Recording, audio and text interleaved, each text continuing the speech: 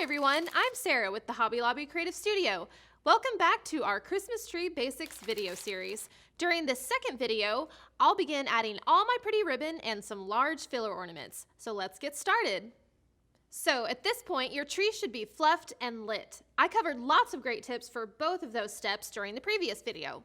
Now we'll begin adding some depth and interest to our tree using ribbon. Having your ribbon in place before adding any ornaments to your tree makes it easy to work the ribbon around without worrying about knocking anything off. I always like to layer different styles of ribbon to add a little extra depth and interest. For example, I'm going to use this wide red mesh ribbon, a sheer gold ribbon, along with a solid red ribbon to really make it all pop. Using a sheer and a solid in the same color gives you a lot of texture without going overboard with too many colors of ribbons. First, I'm going to show you the technique I use to anchor all the ribbon to the branches. I call it the tuck and twist.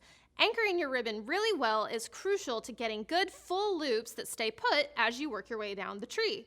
You want to attach your ribbon to the innermost part of the branch so it actually looks like the ribbon is coming from within the tree rather than laying on top of it. This will add a ton of depth and shape to your tree. So you're going to first tuck your ribbon at the very base of one of the sprigs furthest back on the branch, right where it V's off of the main branch. Now, holding the ribbon firmly in place, twist the sprig tightly around the ribbon, twisting it all the way back to its original place. So again, you're not moving your ribbon, you're twisting the sprig around the ribbon. Once you have the ribbon tucked and twisted in place, it should be snug enough that you can pull and work on the shape of your loop without pulling it out of place.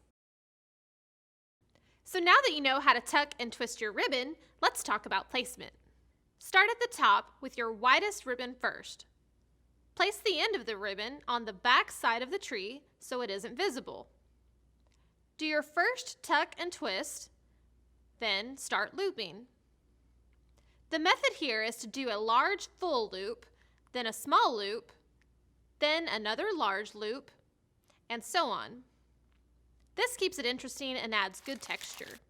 You can either follow a zigzag pattern back and forth as you go down the tree, or you can actually work your way around and around the tree. However, for a really professional designer look, it's best to keep the pattern a bit more random. What I mean by that is that you can make a few loops like I have here. Then I'm going to cut my ribbon and begin again in the middle of this line of loops here, forking off in a new direction.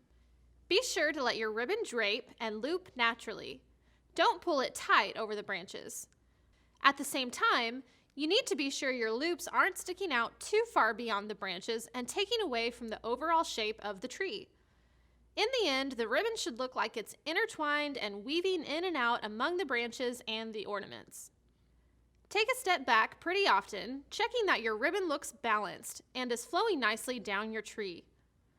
Most importantly, be patient with the process. This is probably the most time-consuming step of decorating your tree, but you'll be thrilled with the results in the end. So, when you get all the way down the tree with your widest ribbon, go back up to the top and come down again with your next ribbon, filling in the spaces left behind by the first ribbon.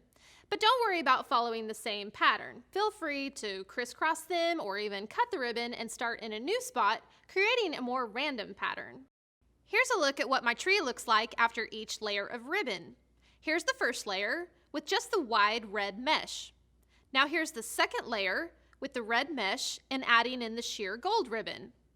And finally the third layer, the red, sheer gold, and finished out with the solid red. Now that you've got all your ribbon tucked and looped into place, it's time to add some large filler ornaments to take care of any obvious holes or gaps in your tree. So often we only think about putting ornaments at the end of the branches, when really this step right here is actually the secret to a beautifully big, full-looking tree.